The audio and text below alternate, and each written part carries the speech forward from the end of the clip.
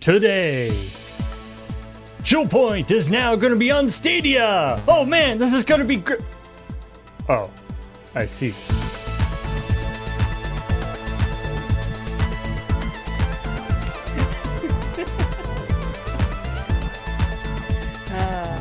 I should have got Heather to hand me this. I was like, wait, I have a thing, but it'll just be like on the table.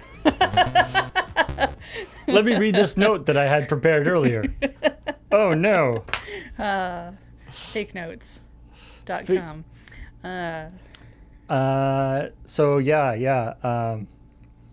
Hey. Well, first, yeah. What are we doing before we? Because we'll before we get into the news. Hey everybody, welcome to ChillPoint, the show where we talk about all the video game news of the week. Also, we usually talk about this week's episode of ChillPoint. But this week we're going to talk about its ghost. Yes, the ghost of ChillPoint. Ooh. The ghost of ChillPoint's past. What would have been the ChillPoint had there been a ChillPoint? I know it's not October yet, but I just like it to be October. Ooh. Yeah, unfortunately, there's no ChillPoint this week for a couple of different reasons. Things are kind of busy in prep for the PPR, but also, as you may notice, Beach isn't here today. I also want to point out that this isn't Mountain Dew, mostly because Mountain Dew is gross. Please it's important you understand. It's green tea. Heather's not drinking Mountain Dew. No. She is drinking Mountain Dew from a green tea container. Paul! That is a very good response.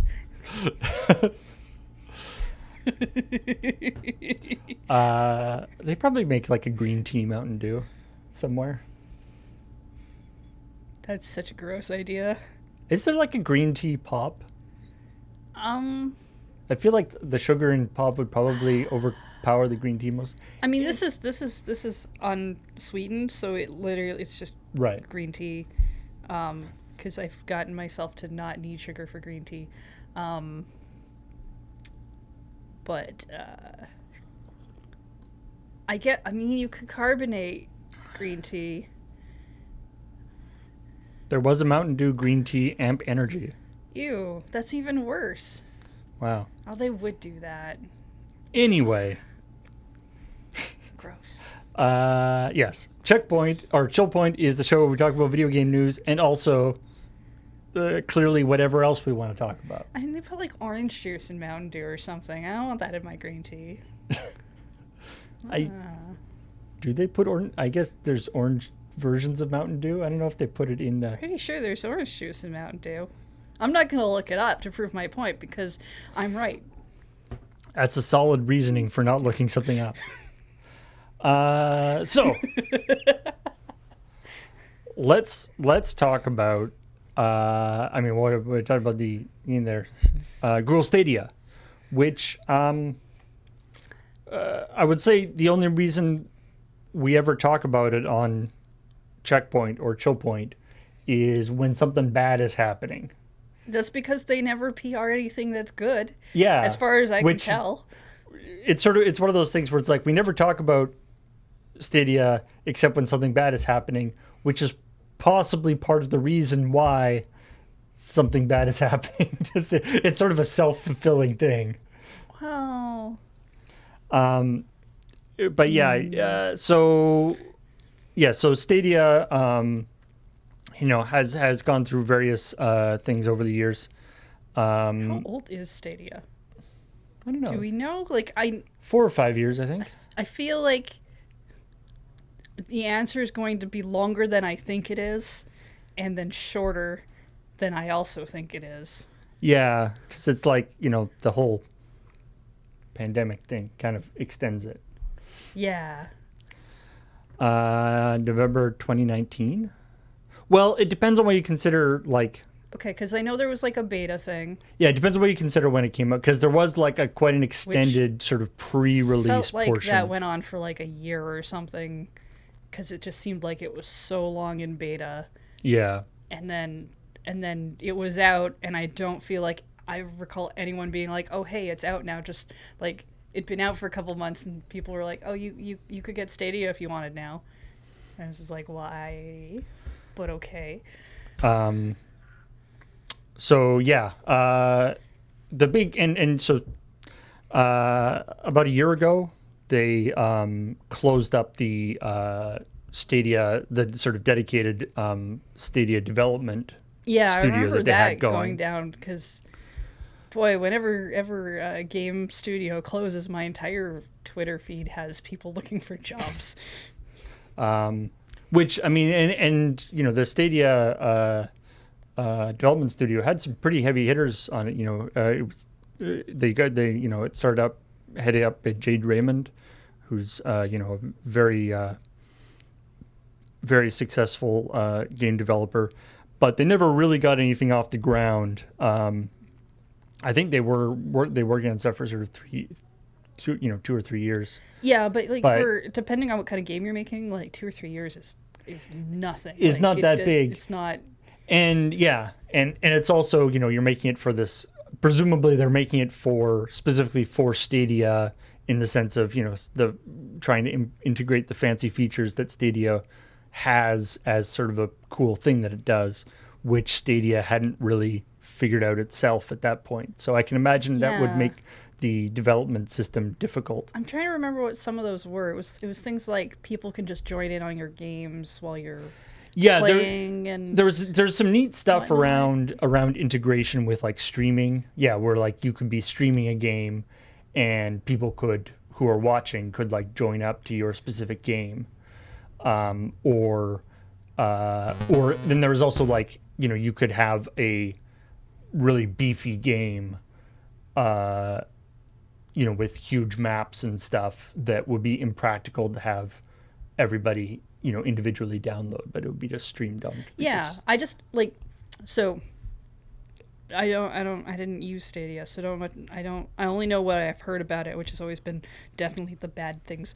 But like when the Wii U was revealed, they were like, oh, it can do this thing and this thing and this thing, and then when it came out, it couldn't do like half those things because they never ended up using them. Yeah. And then like, sure, I remember Stadia being like, hey, you'll be able to join people's games while you're streaming, and I'm like, but did that ever happen? Yeah, I don't know if that Was that actually there? I don't know if that was ever actually implemented, because it sort of went And- along with like YouTube gaming, which is also a little bit weird in terms of, you know, they've got how Well, yeah, I guess it successful would've. that It would've, yeah. was stuff. So it had some weird things there. Anyway, so they finally, you know, when they closed the Stadia development, their sort of dedicated development studio about a year ago, they were like, don't worry, you know, this doesn't mean that Stadia is gone. Yeah, I know and I'm pretty everybody- sure if you go back and look at the Checkpoint or ChillPoint at that point, we were like, yeah, right. Well, like, I mean, we were skeptical at the time. It's Google. Like I think we've always been skeptical of Stadia. I think almost everybody has. But here's my thing: if Google comes to you, doesn't even matter if it's their own product, and says, "Don't worry." I don't think you need the rest of the sentence to be like, I think I should worry now, when it comes from Google. It's true, especially when it's related to, you know, whether they're going to continue developing a product. Yep, we're gonna so- be bitter about Google Wave for the rest of our lives. So now they're going. So you know, they announced Stadia shut down, which has been a big, which was a bit of a shock to several developers who were making games for Stadia, and apparently did not get notified by Google before now. Which I gotta say, Stadia closing down is not that big a surprise, but them doing it this way is pretty egregious. Like it's Just really screwing over the people who were kind of sticking their neck out for your system. yeah, I mean, I don't know if there's if the porting process to get your stuff to work on Stadia is, say, a lot to do, because Stadia is basically like streaming from the cloud kind of thing. Yeah. So I assume if you already have a thing that works on a computer, the porting for working on Stadia shouldn't be as strenuous as, say, trying to get your game from like a PS4 to the Switch. Yeah, yeah. Right. So I think unless they're using some sort of fancy Stadia specific technology, it's probably not that big an issue to Yeah, do the port. but if you're going to get a port done, if you do have to do that work, that's still work that is now completely garbage that you've put money and time into. And if you're a tiny dev, Yeah, that's like everything. that really sucks. I was really mad when I saw the Tankle Tower dev say that their game was like supposed to launch in like 2 days on Stadia or something. Yeah, yeah. Tankle Tower is a great game, by the way. And and also like I saw an announcement that Skull and Bones, Ubisoft's piratey game, that the announcement was that it has been delayed, which is a shame. But as part of the announcement, they were like, this game coming out for Xbox, PlayStation, PC, and Stadia. So like even Ubisoft didn't know about it. Like this wasn't like they told all the big developers and didn't tell the indie developers. They didn't tell anybody. I mean, America in chat is saying that apparently they didn't tell the Stadia team. Oh. So that's gotta suck. Yeah, the whole thing has a feel of somebody woke up this morning and was like, well, time to turn it off. And then a bunch of people were like, what? Yeah. I'm sorry, I thought I was working today.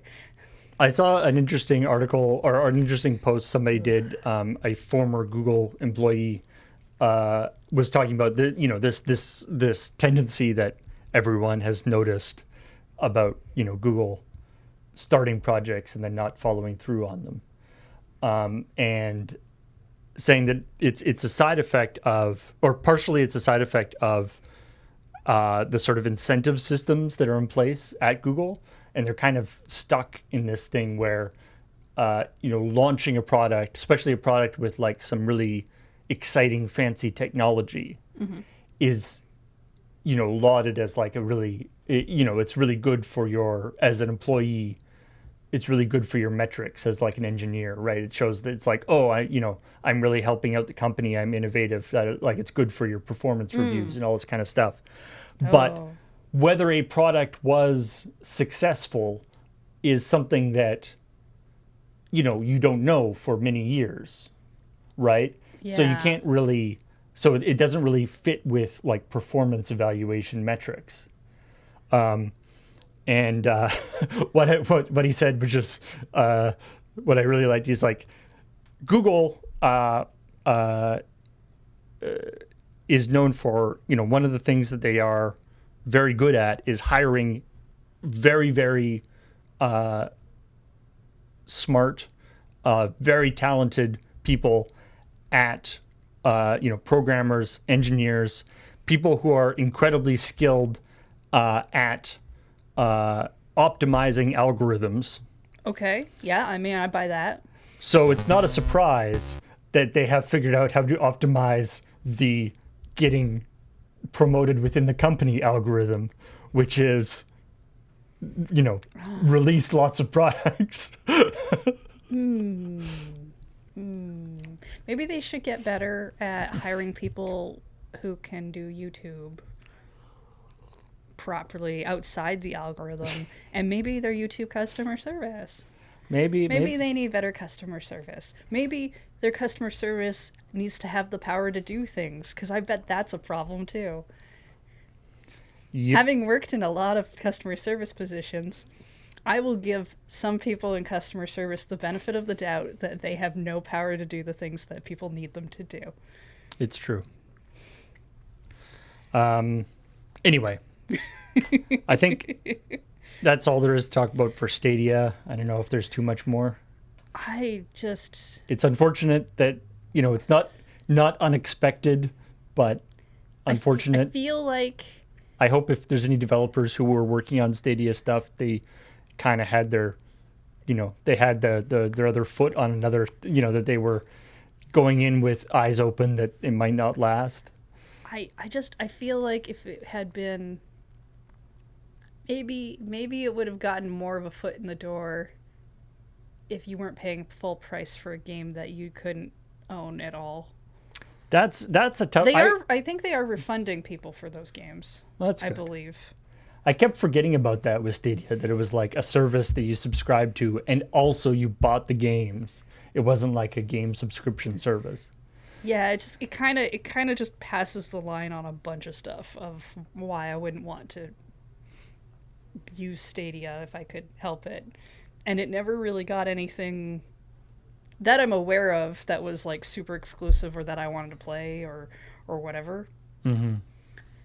But I mean, also most games that I find are exclusive end up on other devices that I have. So I just wait longer. Or if it is a game that I'm like, oh, that's super cool, I just don't play it. I have such a backlog, Paul. I gotta stop buying games. Oh yeah. Just completely. But not until like after November because Pokemon's coming out. Well, you gotta play that. I gotta be. I guess like a motorcycle lizard. I can't not.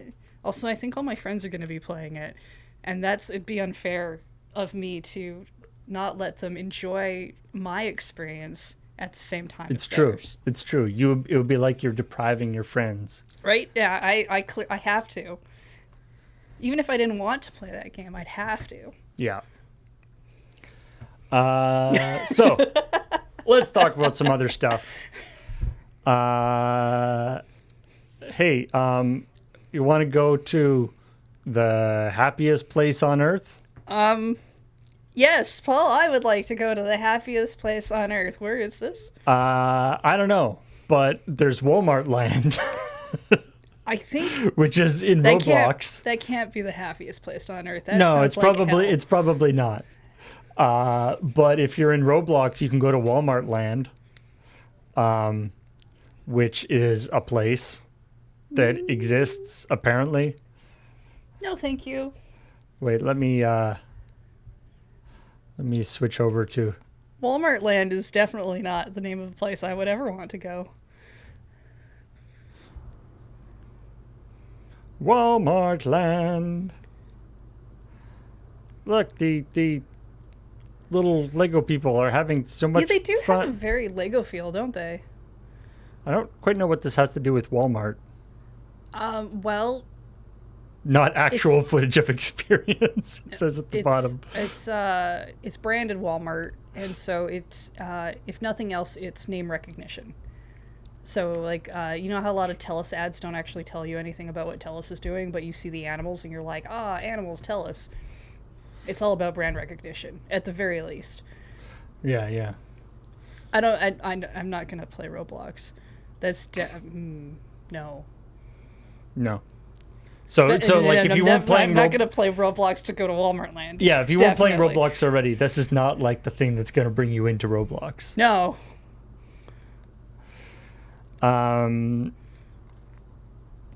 Well, what else we got going on? But definitely all the kids are going to want to go to Walmart.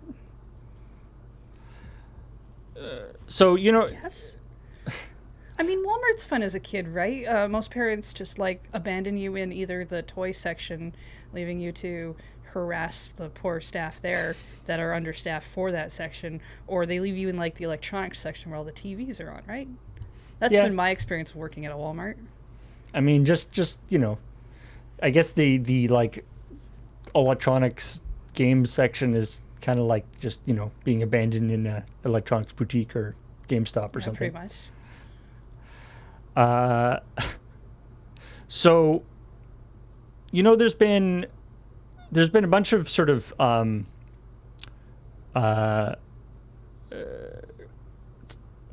don't know, noise about Silent Hill games.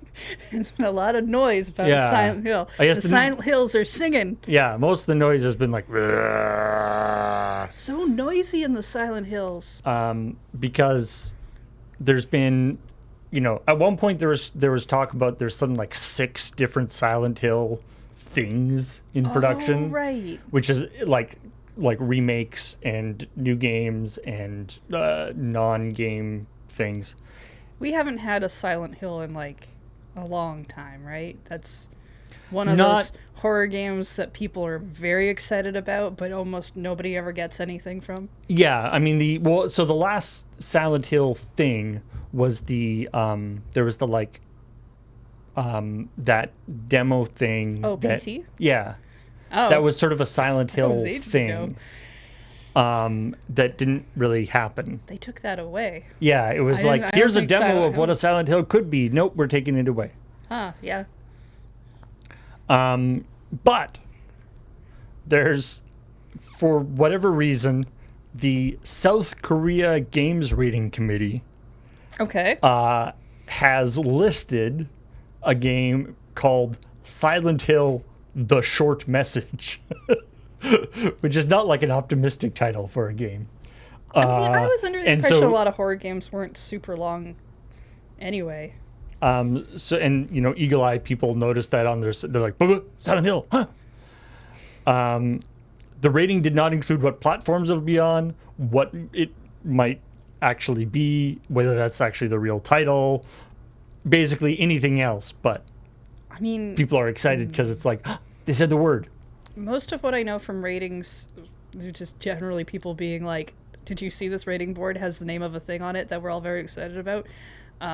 Is It's like it exists. I think they end up having to list the name that they have for it. Right? Like it's not like oh, we know that this is the name and we gave the rating board a secret code name.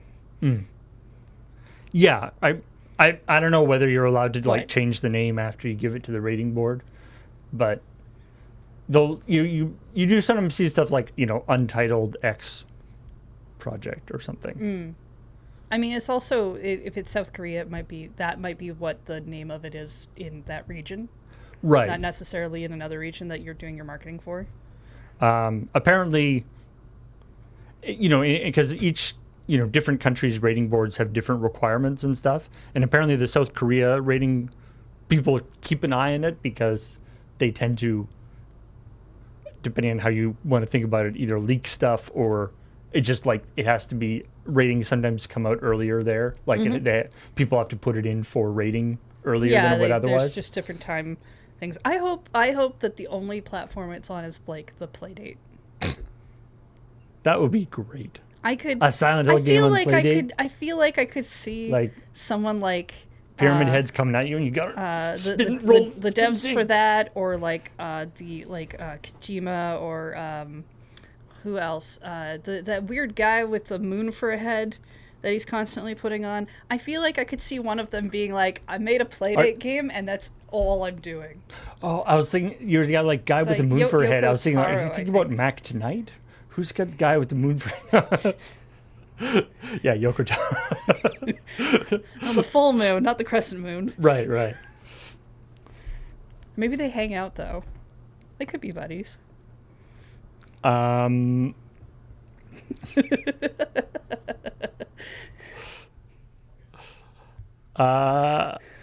What do you want to move on to? Do you want a new Mario game?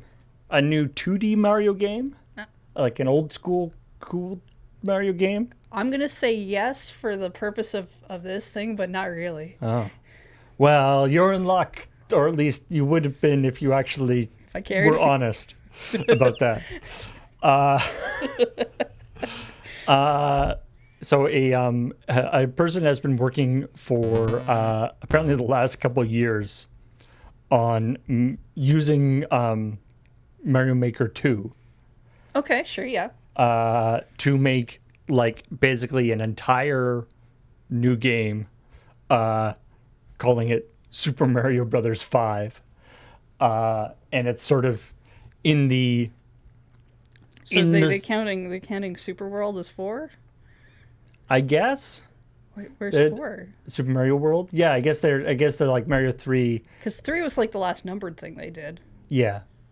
I think.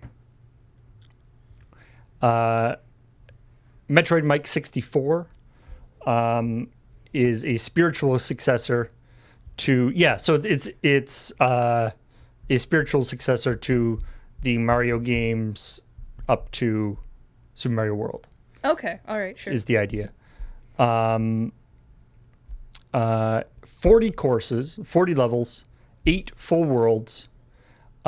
Uses a variety of game styles from Super Mario World, Super Mario Brothers 3, because you can have the different game styles and sure, yeah. thing. And apparently, it isn't like a Super Mario Maker. They aren't just like a bunch of like troll levels and stuff. It's like he's worked really hard and done a bunch of Right. Play testing and all this stuff to make it, to try to capture the feel of a real Mario game. Trying to provide you with something or something Nintendo should have already done. Make a full Nintendo Mario game within Super Mario Maker 2. I always thought that would be cool to like illustrate how powerful Mario Maker is if they had actually like made a game. Yeah, I think it would have been really neat to have had like being able to make like an overworld map and do the leveling thing and all of that within Mario Maker.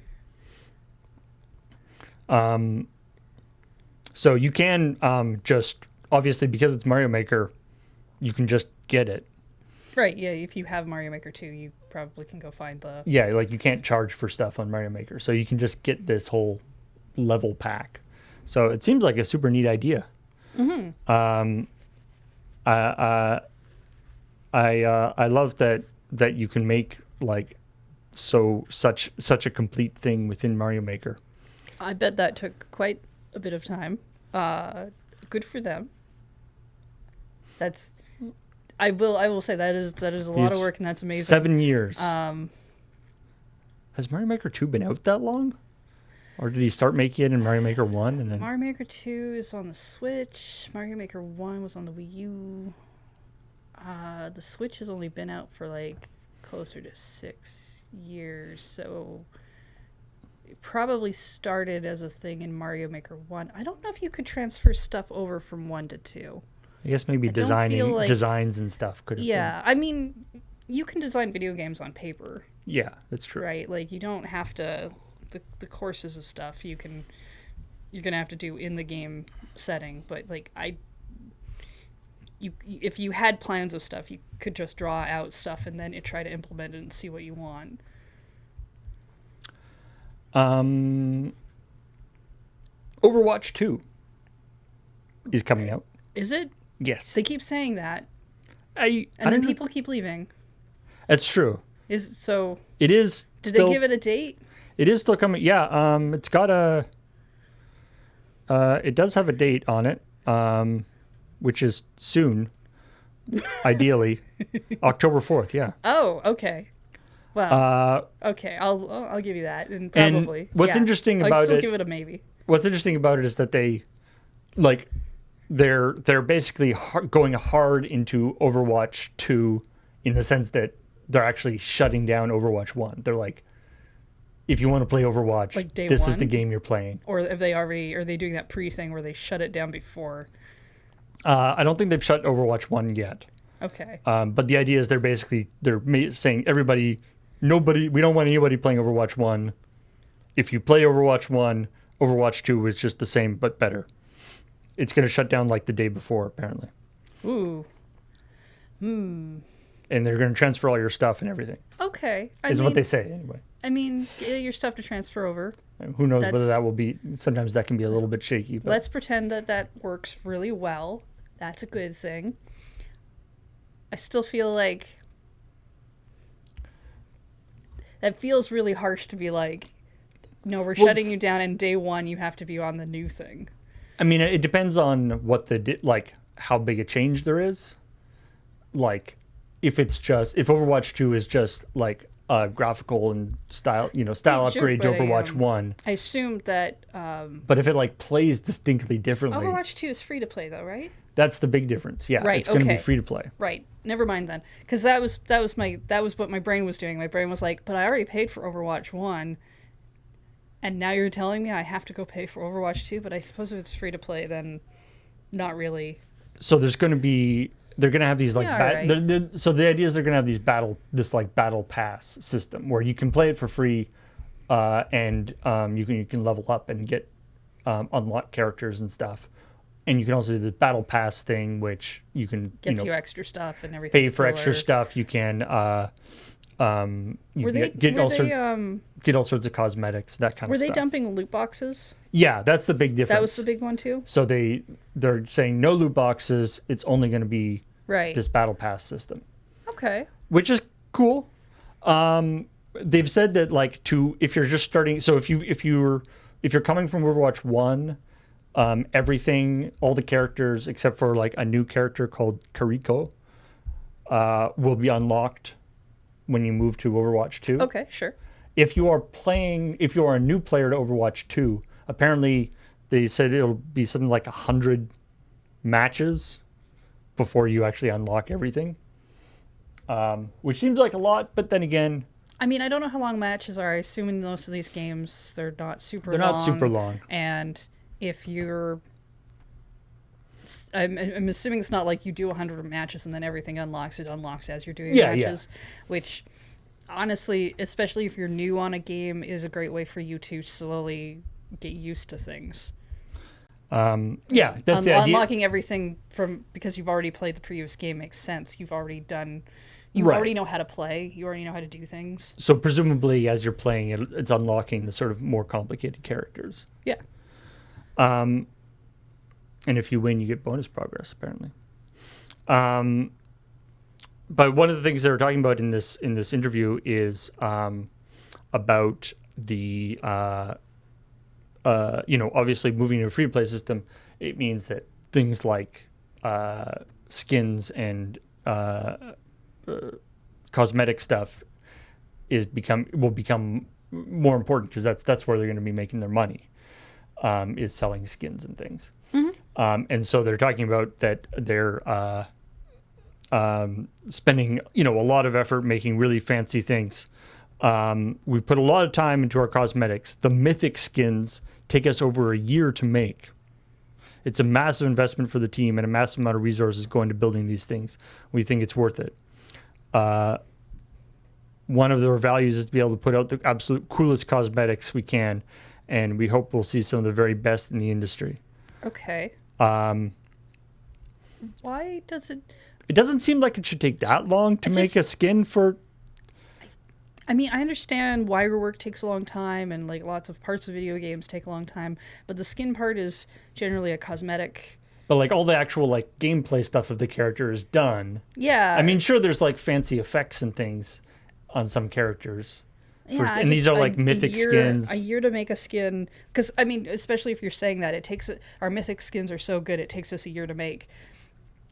Does have that like artisanal feel of what we're doing. But how long does it normally take to make? Like maybe not a mythic skin then.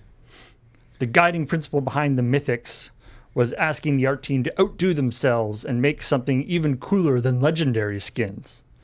In some of our media assets, so you can see the Dragon Blade animation, which I think is the coolest thing. I don't know where the Dragon Blade animation is. But anyway, Cyber Demon Genji is the first one they're doing. There will be 4 separate layers to style, 2 Dragon Blade variants, 3 helmets, 3 tattoo patterns, multiple color schemes, optimize an option to randomize the layers. All this customization stuff. I love asking our art team to outdo themselves and make something even cooler. That's like the Simpsons thing of like, are you guys working hard? Yes. Could you be working harder? Yes. Well, do that. It's just like, hey, art team, you made some really awesome art, but could you make better art? I guess we could. I mean, we'll do that then. We'll call that the mythic art. There's that thing where what is it? Where people are like, oh, make sure you're always going the extra mile. If you're always going the extra mile, then that's just not the regular. Really. Then that becomes the norm, right? But also, a human being constantly trying to run at like 120% or whatever, it's just going to burn out. Human being running at 100% all the time is just going to burn out. So I don't know. So yeah. Have you tried doing your job even better than you were already doing it? Yeah. We thought it was fantastic, but more? Yeah. I guess and it's like, so wait, so the legendary skins that they were previously selling, they were just like phoning in. Like they were like, these are fine. We didn't really spend that much work on them. Anyway, so we could. I mean, if the aspect is, I could make something even cooler if I could be given more time to do it, and so they're like, oh, but we're gonna give you extra time to make a thing even more. Yeah, that kind of makes sense in a way. I don't know. Also, I love this. So they're one of the other things they're talking about is that these skins will be connected to the body. Please tell me the skins are connected to the body, Paul. They don't actually explicitly say that, but I'm going to go on a limb and say the skins are probably going to be connected to the body. Okay. But they're also going to be connected to the seasons. So they're going to like seasons of Battle Pass and whatever, right? Oh, sure. So if you want this mythic Genji fancy pants skin, you got to get it in, like it's only going to be available for season 1 of the Battle Pass. Oh, you said okay. For some reason, you said seasons, and my brain was like, right. So there's going to be one for spring, one for summer. I mean, and then of course you'll have like the fall outfit, and your skin, because it's connected to the seasons, will automatically change to summer mode. I mean, they've definitely done seasonal skins in Overwatch before, like, or for special events and stuff. You know, they do like the cherry blossom skin. I'm literally thinking of like your skin is a tree, and in the fall it has orange leaves, and in the winter no leaves, and then in spring cool like pink things happen. Overwatch team, that would be like an awesome thing for a mythic skin that actually like changes over time. Changes during this actual season. As during the actual real-time day. Like that would be pretty neat. Anyway, what I like about this is it's you know, they're doing these things where they're doing mythic skins that are only available for the season, right? Mm-hmm. So there's that like FOMO thing that you know, if you miss it, you will never be able to get it. Which they said, like, one of the pieces of feedback we've seen since mythic skins were first announced is people feeling like the skins are more special if there's an aspect of earning them. So I think the ability to look back and say, I got mythic Genji because I was playing season 1 and completed the battle pass will make it feel even more special. So it's sort of trying to twist the like FOMO thing into being like, but it's good for players. Well, so there's two sides to FOMO. There's FOMO is the one that we really focus on in the idea of if you don't get this thing now, you may never get it again. And we see that in like real life experiences. It's always been a thing that exists. But marketing FOMO we see pushed really hard because they want to get people to join now. But at the same time, some stuff really is just seasonal, right? Pumpkin spice lattes only come out around that time. There's specific candies that only come out. Is pumpkin spice latte just like a seasonal coffee skin? Essentially, yes. But, you know, it's not I don't generally see people get angry about it in the same way, right? Because we know it'll probably come back. Or it's just a drink and it's fun.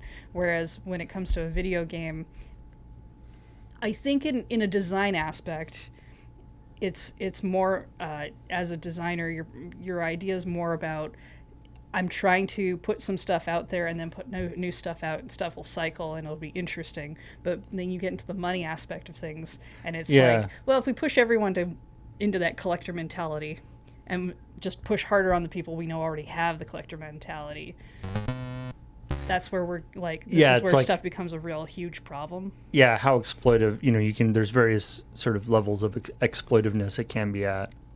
I like Deep Rock Galactic is a game where they about a year ago or so they started a seasonal system where they're like, this season we're going to release all these cosmetics and all this stuff, but then they explicitly said that like at the end of the season those cosmetics will no longer be available to buy, but we're going to take all of those cosmetics that are now no longer available to buy and just add them into the like random cosmetic drops.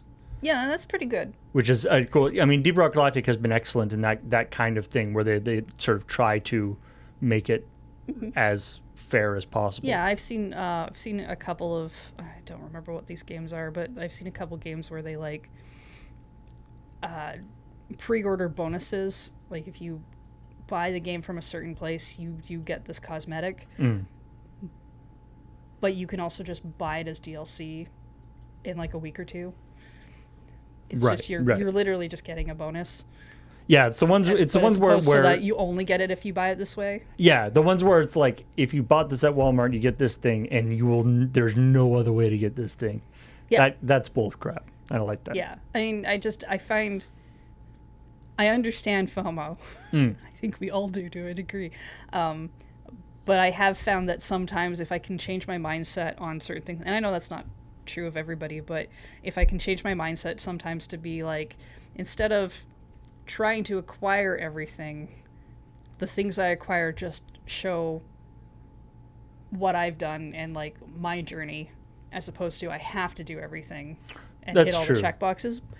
It's not a mentality that I know everyone wants or can. And it's whether the game like is sort of actively there's like I mean, we're the next story we're want to talk about is about Pokemon, and there's the thing with like Pokemon has gotta catch them all, but and then then they have the Pokemon Go has like the special events where it's like you gotta catch them all, but you can't catch this thing unless you do it at this specific time, which is kind of crappy. There is an argument to be made for if the marketing and the game are pushing so hard that you have to get everything, then it's really hard to allow yourself to have that kind of a mentality. But you know who you will be able to catch in the new Pokemon Scarlet and Violet? Tell me all about it, Paul. Wiglet! He's like Diglett, but weird and long. But they gave him a different name, right? Like usually, because usually they're like, "Oh, we're making a variant of this thing," and it still keeps its name. Well, because he's not. So he's not like a variant, right? He's like his own. Yeah, he's not just what Diglett is in this world. I think they were talking about him. It's like an alternate evolution instead of Digtrio. Oh, okay, instead of Dugtrio, you get into Wiglet, which is like, how are we? Is this actually just showing how much Diglett is below the ground normally? I mean, is this just a Diglett? There's definitely some good fan art about what is below the ground for Diglett.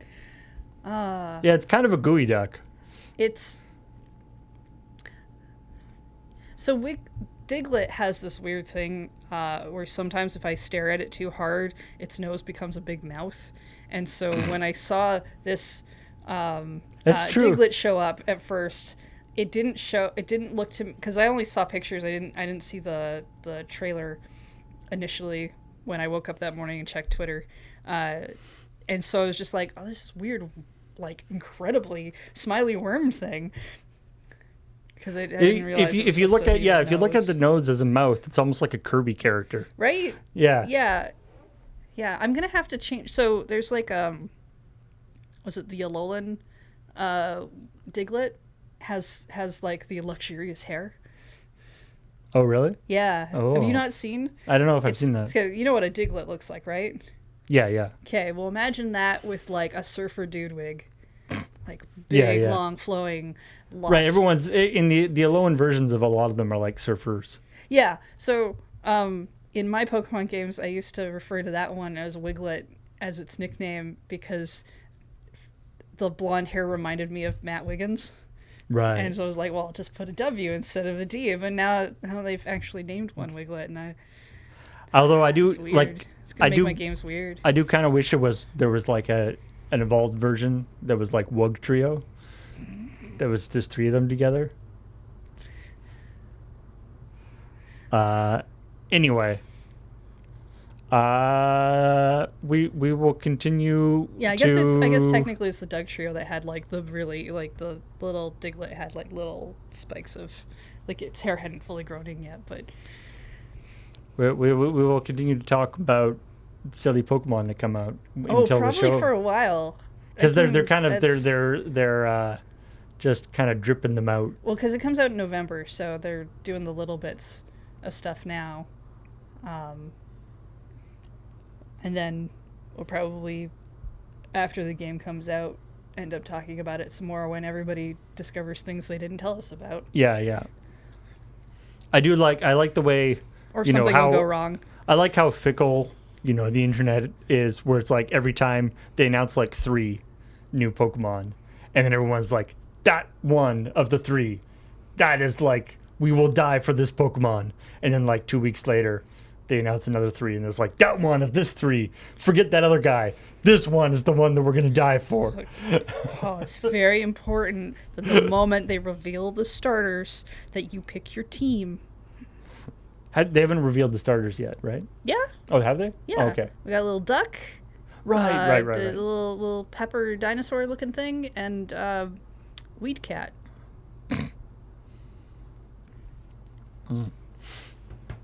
Pick your team, Paul. Cat, duck, or dino. Cat, duck, or dino. It's a tough one. I know. I don't Love know weed who cat, I'm going spicy to gator. pick.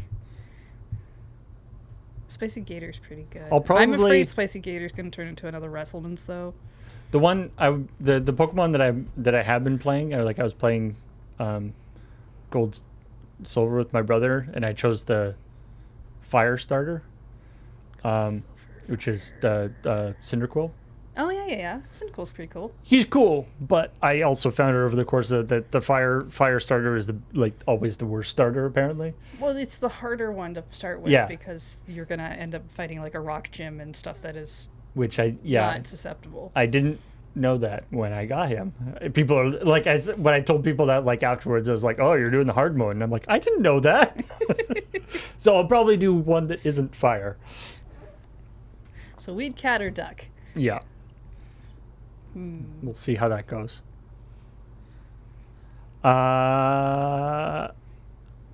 Hey, there's a new game from somebody from former Electronic Arts people. Okay. Who left and started their own company. Called Embark Studios. They're coming up with a game called The Finals, which Is it a battle royale? It sounds like a battle royale. It's battle royale adjacent. It's a shooter. It's a squad-based, free-to-play online shooter. All shooters are battle royale adjacent.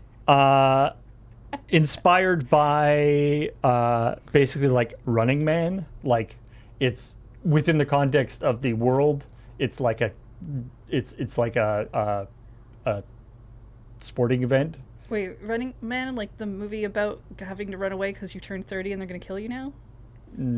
Different game. That's Logan's Run. That's Logan's Run? Running Man is the one where Arnold Schwarzenegger is like put into a game show where the guys are trying to kill him. I don't think I saw that one. Oh, it's a good movie. Anyway, what is particularly interesting about Finals, or one of the things, is they're big on destructible worlds, destructible stuff. So, Like items and backgrounds and like buildings and walls and stuff, and things not only can be like blown up, but like fall properly. It's almost like it. To me, it looks a little bit like. Also, when people die, they just turn into piles of money, like Scott Pilgrim. Okay, sure, yeah. This feels like reverse Fortnite, like, you know, where you could like build all sorts of weird crap. I mean, they taking that out now. This is, you can like destroy all sorts of like things, actually like fall and stuff. It's not just like, you know, you can blow holes in things, but stuff actually like falls, which seems pretty awesome actually. It gives me like a feel of I mean, this is pre-alpha stuff. It does look like it's I like the feel of it. I can see that vibe. I don't really do first-person games. It messes with my brain, but from the little I've seen of Control and that feels the same to me. I mean, that was pre-alpha trailer of, little teeny weeny short clips. So who knows what the actual game will be like. But yeah, we want the finals to be a game about intuitiveness. Wherever you think something should work, it probably will.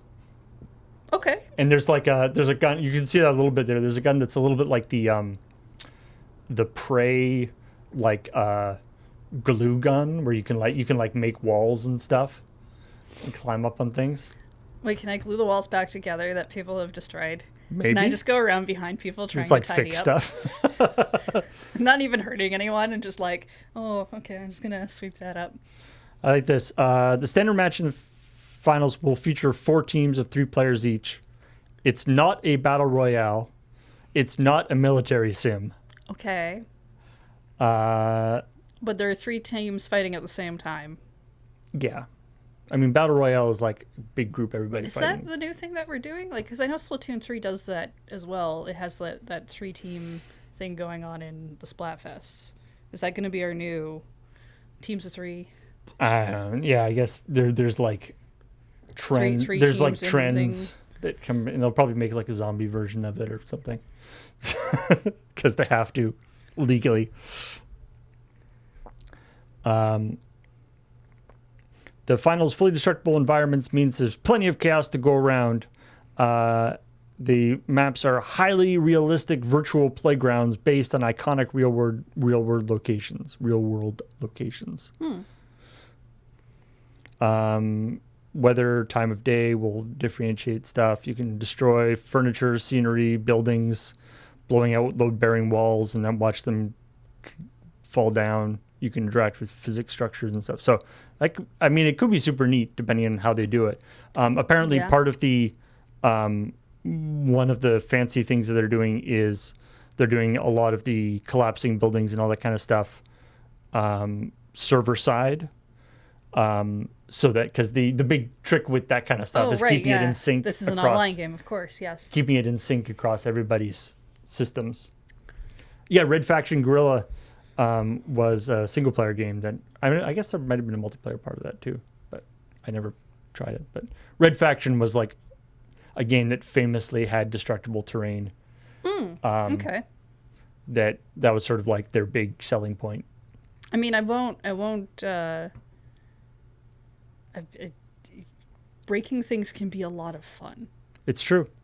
So if they can accomplish everything breaks and it's really cool and it feels fun, then yeah. I mean, there are several games that are literally just breaking things. There's no like overarching game. There's just like, you can get into this environment and break stuff. Yeah. Is like a whole like genre of games. You can even do it at home. It's true. You don't even need to do it in a video game. Maybe make sure it's a thing you're not going to regret breaking, but you can break things in your house that are yours. Hammers are great. Building and destruction. 2-in-1 tool. So, as we know, World of Warcraft, the WoW Classic, has been a thing for the last little while, which is bringing. They released a couple of years ago now, doing WoW as it was when it was originally released, and then they are moving it forward as it was moved forward originally.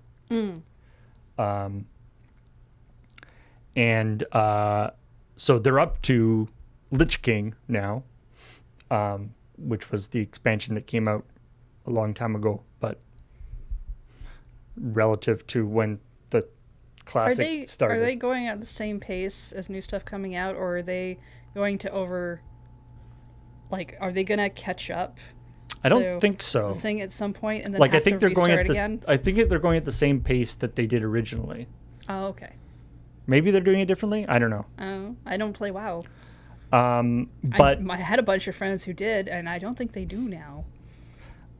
Anyway, what I like about this is this story is about the Lich King expansion came out, and within 9 hours, somebody had already max leveled on it. Okay. But part of the reason why they were able to do that is because they used an exploit that people used back in the day. Oh. Ooh, and old exploits still work. That still works. That's cool. Which is kind of fun. Usually they fix those things.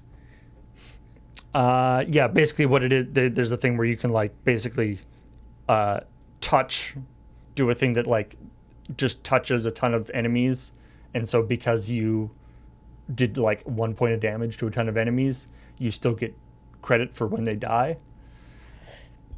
Okay. So he did a bunch of exploits. He also was doing like a 5-man raid with 4 dead level 1 characters and him, which meant that like all the XP goes to him instead of to the level 1 characters.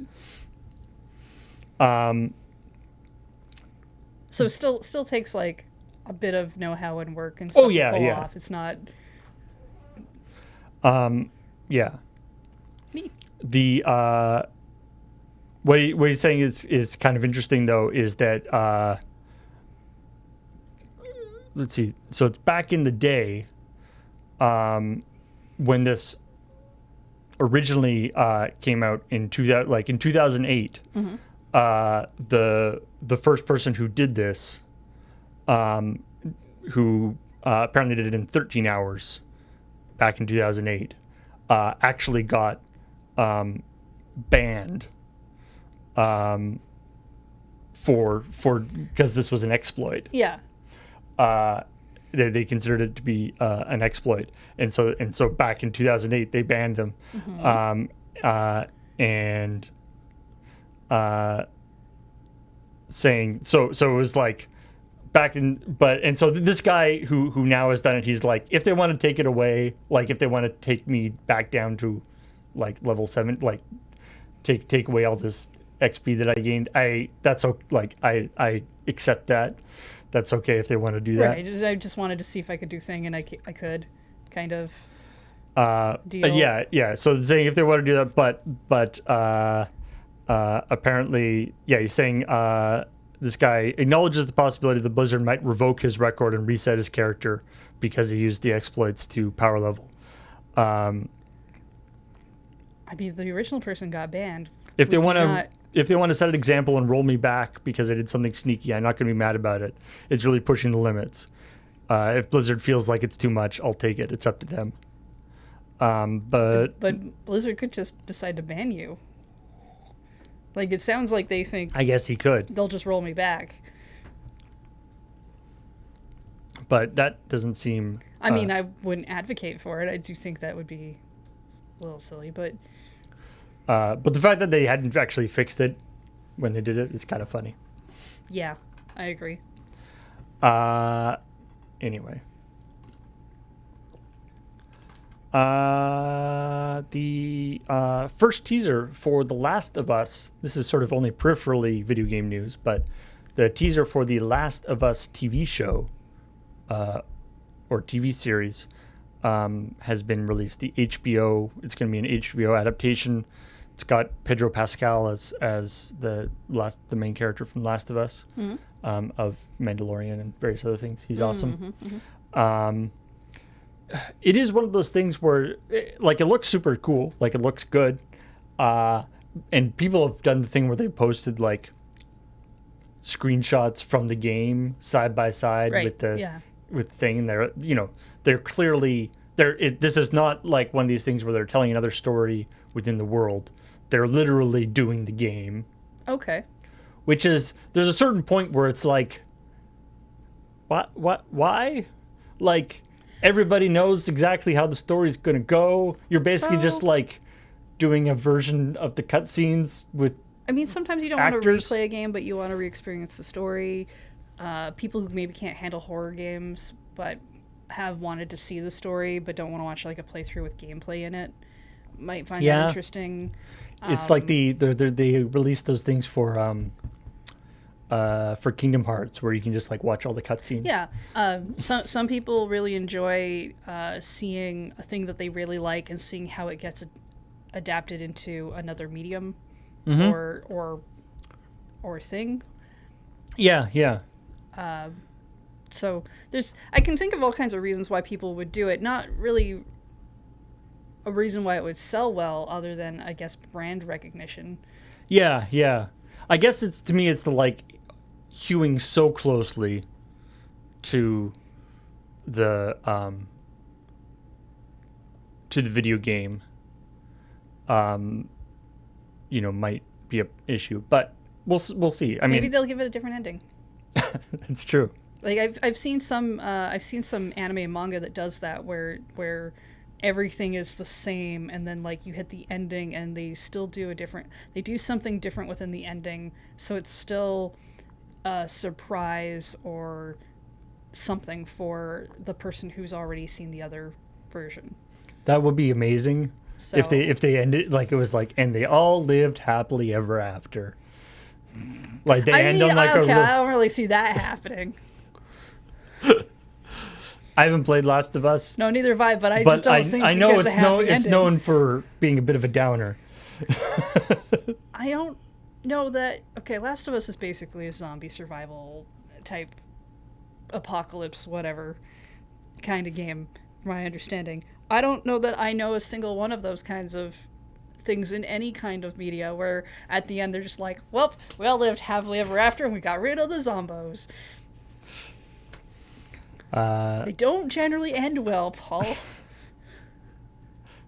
Sometimes they can. When? I mean, I can't think of any off the top of my head, but I'm sure sometimes zombies don't end up being terrible. No, I think you're right. I'm sure some zombies aren't terrible. What? Shaun of the Dead, that's true. Shaun of the Dead has a fairly optimistic ending. Well, okay. I will accept the fact that chat helped you.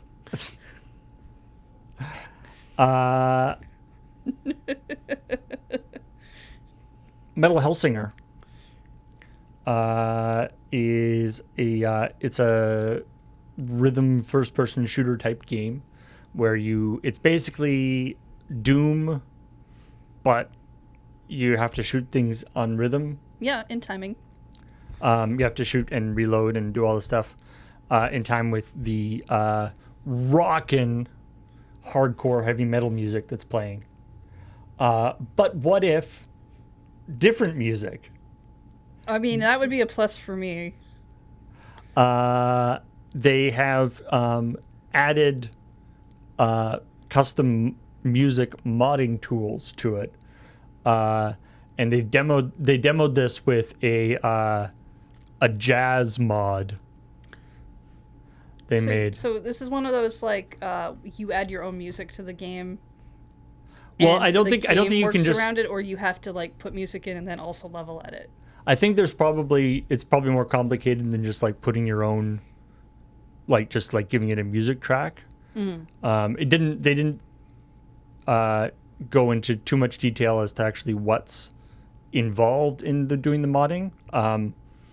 But here, let me if I play this and wait, if I actually turn on the sound.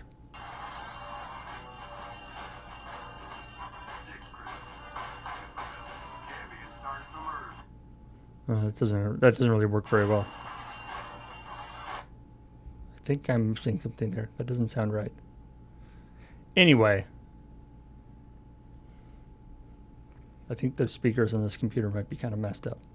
It might stop us from getting that part of the video having to get cut out. But anyway, yes. So the example they gave was a jazz version. Here, let me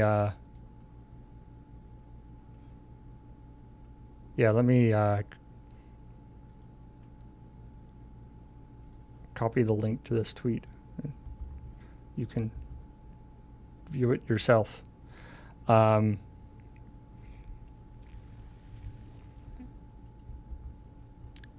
I mean, it's not my aesthetic of a game I want to play. But I would put so many Hatsune Miku songs in it. It's true. Hatsune Miku, but like in hell shooting demons. It has more of an appeal to it. Yeah. Yeah. Or you could put like Animal Crossing music in it and do the thing that the like 5 a.m. Animal Crossing. but you could have that, you know, the Doom and Oh right, yeah. 'Cause, there's that whole meme, Isabel. Doom and the Doom guy and Isabel. I don't know how, what dog's name. The dog looks like a bag of money. That's part of why her name's Isabel. Isabel, that's her name. We talked a little bit about the other game and compared it to Fortnite. But hey, let's talk about Fortnite, the other game, the game that has, you know, lots and lots of cool skins for people. I'm not familiar with this character. Yeah, so this is Are they from the Marvel universe? no, this is not a this is not like this. I like this because this is not a you know, star or a thing. This is making fun of basically people saying that Fortnite is dead. So this is the dead game skin. It says dead game on the shirt. Oh. And it's the checkered past pack that has like checkerboard everywhere. I will give them props for making the checkered past pack thing. That I'll do that. I'll also give them props for making fun of the dead game thing. That seems like a thing I would do. Yeah. I kind of like that they're yeah. It's nice to see them subtweet their audience. Yeah, they're leaning into it. Oh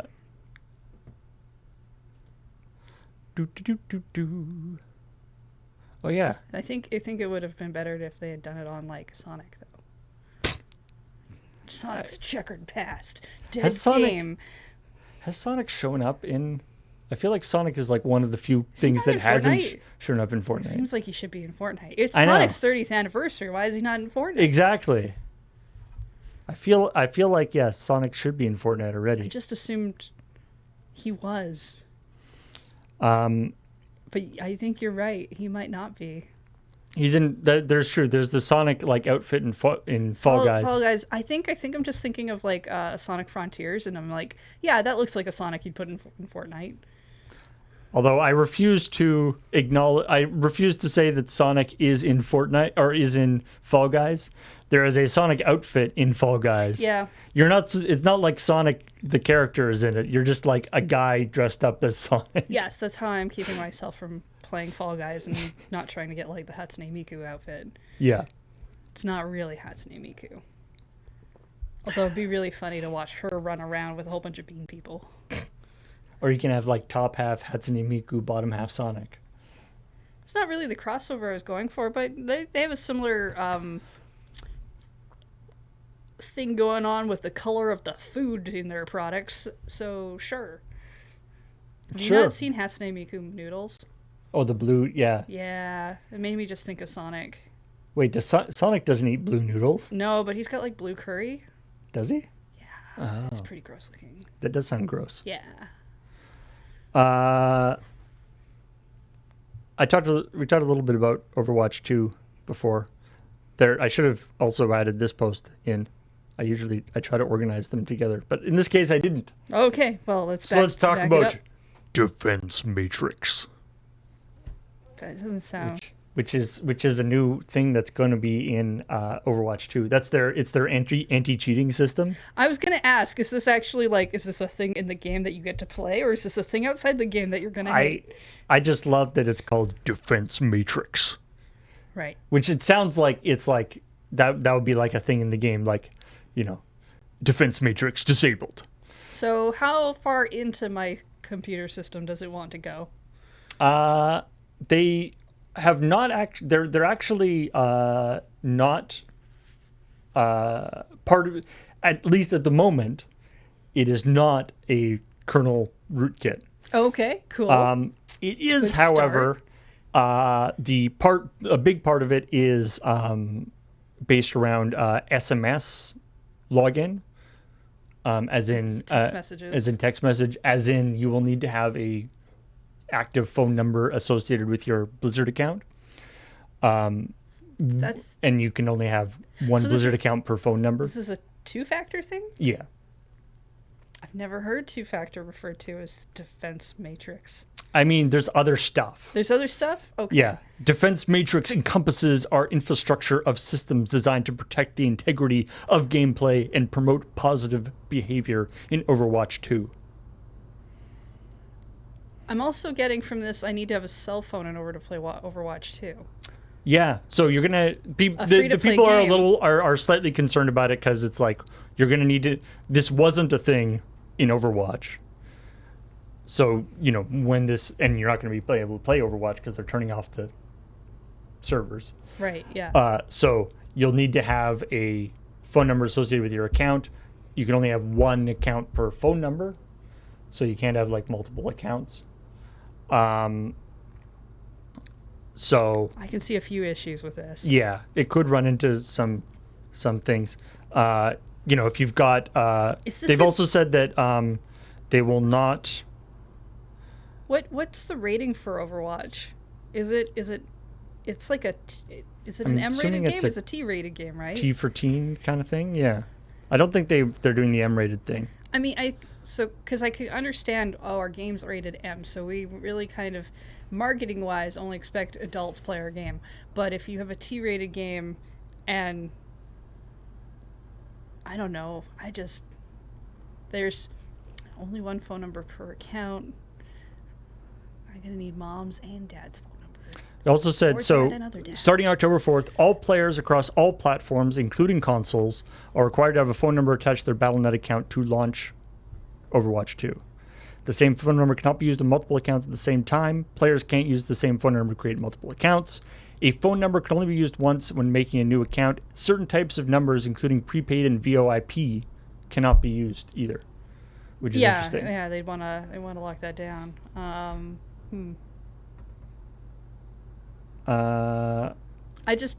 can see some issues with this. Oh, it is. They're actually going for the M rating. Oh, okay. There's a weird thing with, I know Halo does this as well, where basically they don't want to, because they don't want to be responsible for online interactions and all that kind of stuff. And they say that in the campaign features more mature themes and violence. So they're just going for the M rating. Well, and it's a game that will have more things added onto it each time. So I don't know how rating works on like an evolving live service kind of game. Like when you make new parts of it, if they all have to go through a rating system. It's been So if it's been an issue. Like that happens Yeah. sometimes where like, especially things with like they'll add like say loot boxes or gambling at things, Yeah. right? After it's already gone through ratings. So if I just give it an M rating now, do I have to make it get rated again later if I'm adding new stuff? I mean, I already have the M It's rating. probably less of an issue at that point. Yeah. As the other part of Defense Matrix, they're going to be using machine learning audio transcription stuff for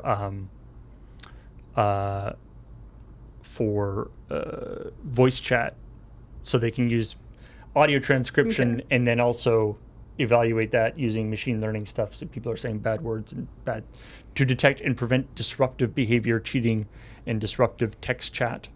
So basically, they can, by using machine learning fancy audio transcription, they can then have a text version of the voice chat, and then they can run their text chat filtering on the same thing. They've said that that's all going to be, they're only going to keep it for 30 days, though. It's all going to be deleted off their systems for privacy. Honestly, on online voice chat, you should not say anything that you don't want said elsewhere. It's not a good idea to say some things out loud on the internet. I like this. The first time user experience, or FTUE, FTUE.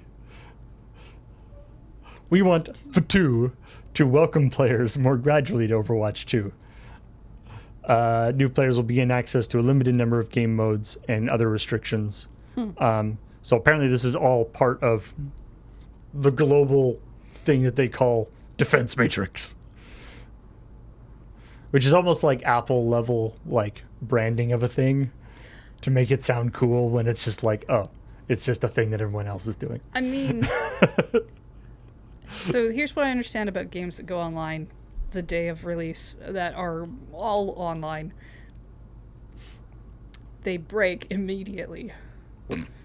It's true. Either due to like a queue system or not enough servers because you're never totally sure how many you're going to need, or I mean, if they're turning off all the regular Overwatch servers, theoretically, I was going to say that, like, I mean, this is, Blizzard has been running Overwatch for many years. They're turning off all the servers stuff. Theoretically, they should be able to know what they're doing.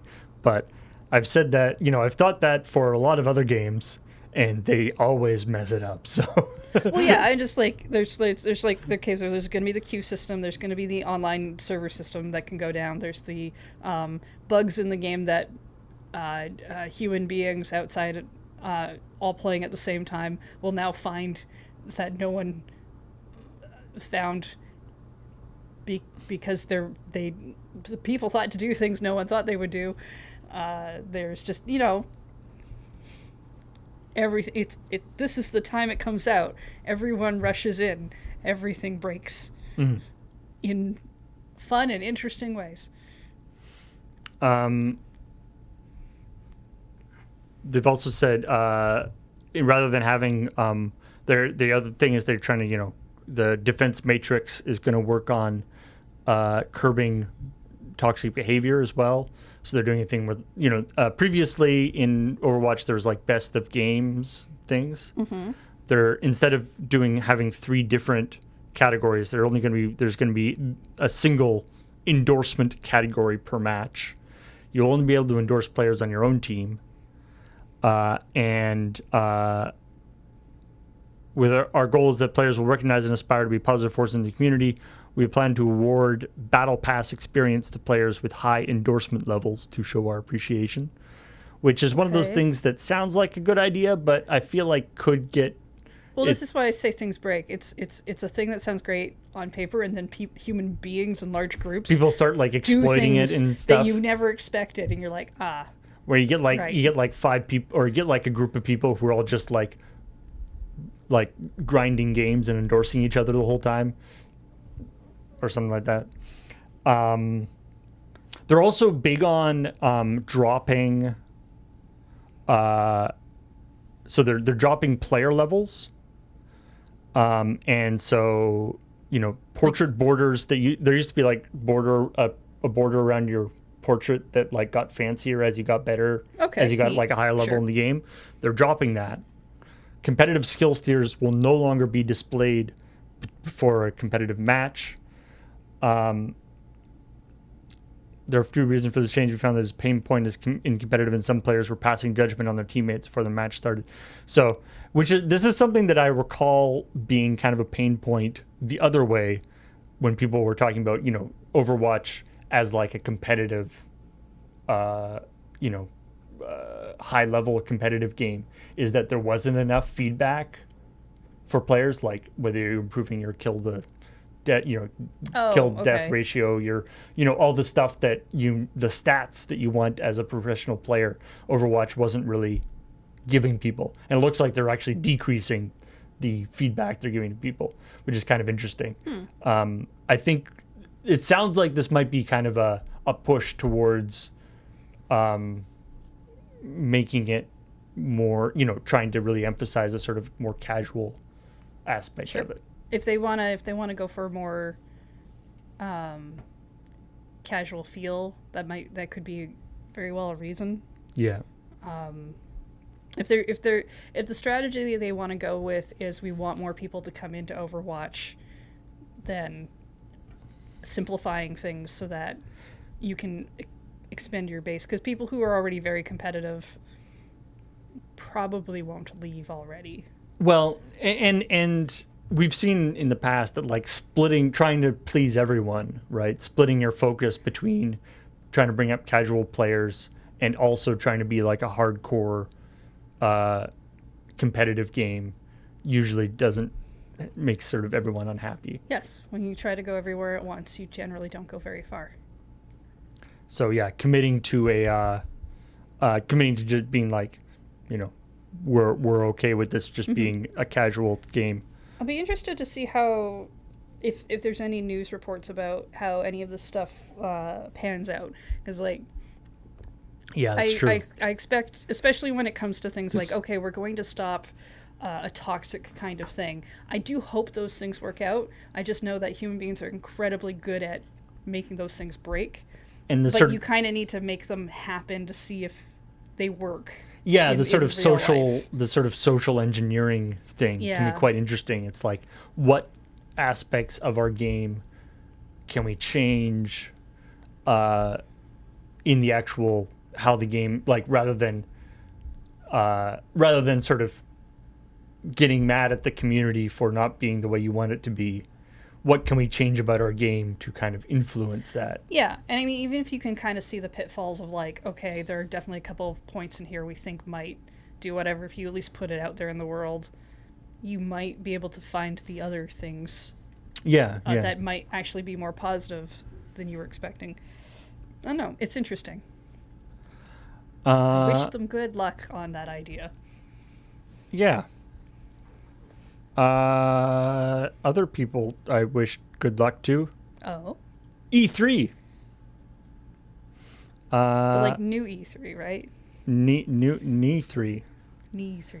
Yeah. E3 New 2023 is going to be physical. It's going to be back in person. Yeah. They have committed to being in person. They've booked the physical. They've booked the venue.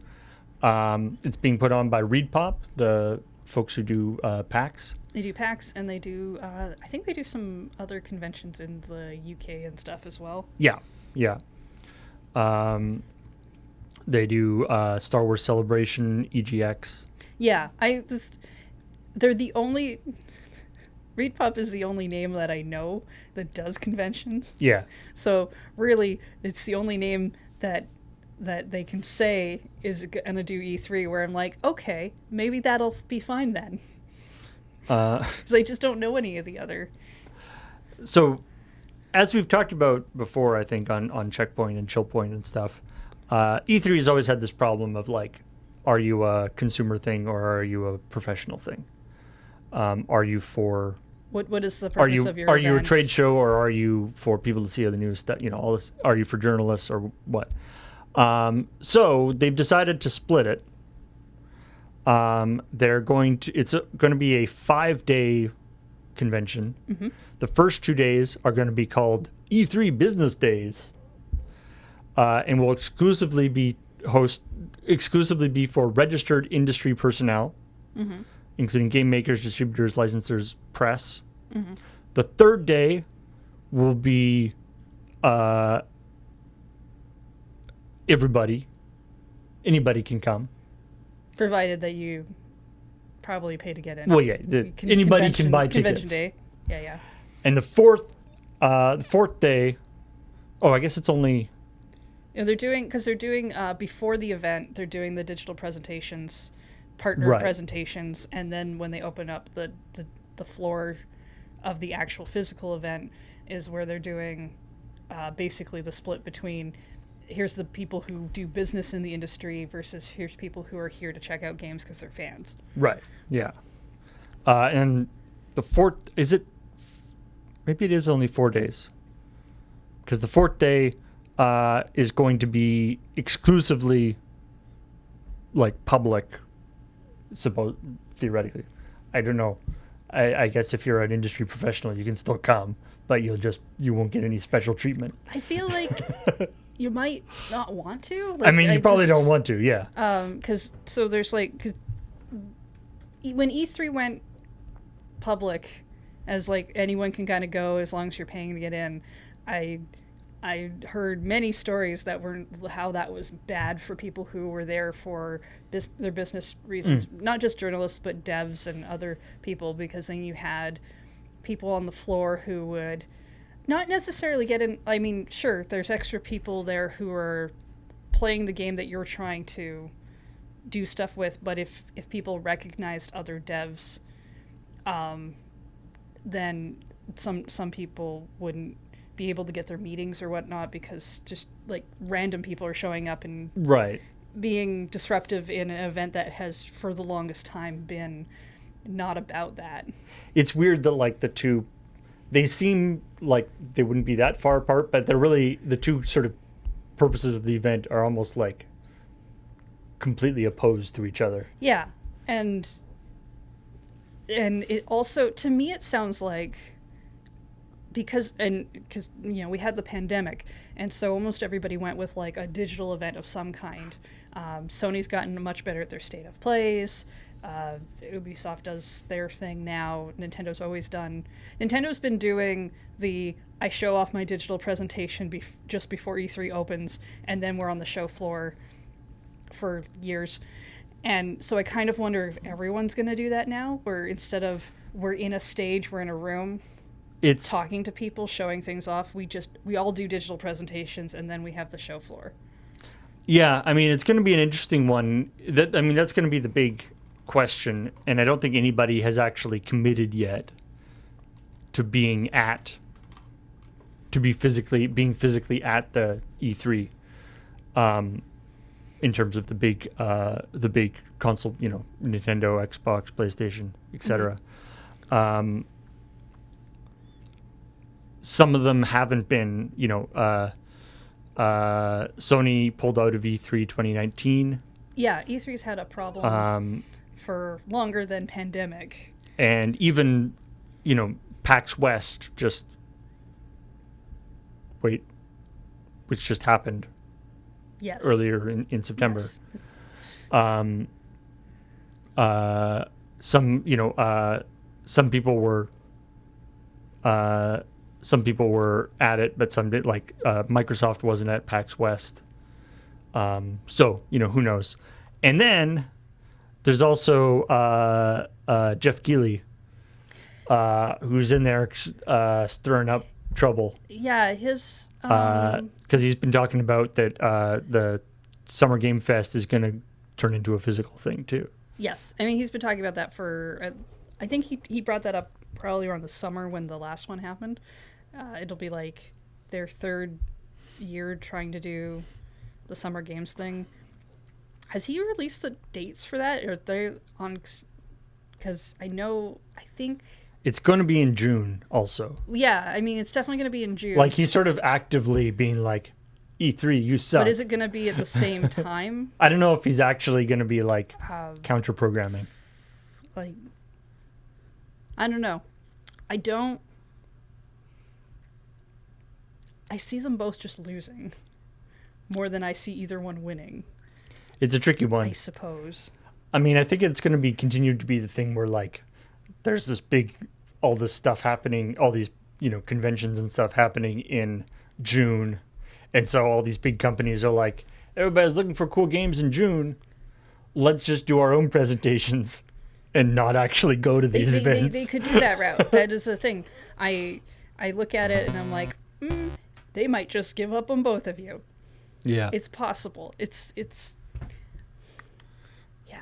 I mean, I personally, because I veer more towards the Nintendo side of things, I like E3 for Nintendo because then a direct is happening generally. I like the Treehouse event thing. I like being able to I watched all your trailers. I found the things that I think are interesting, and now I'm going to watch some people play gameplay to see if I care.